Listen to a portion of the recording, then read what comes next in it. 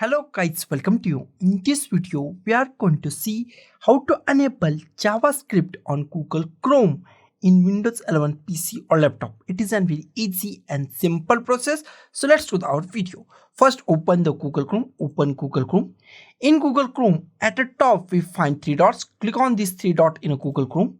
Scroll down and here we find settings. Click on the settings. In settings, click on the privacy and security. Click on the privacy and security. Here scroll down and find site settings. At the bottom we find site settings. Click on site settings. Here scroll down and find JavaScript. Click on the JavaScript. Here we find default behaviors. Here we find site can use JavaScript. Select this. Go to the new tab.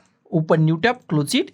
And after that your Google Chrome is enabled with the JavaScript. So guys, this is the simplest way to enable JavaScript on Google Chrome in a Windows 11 PC or laptop. So guys, thank you for watching this video.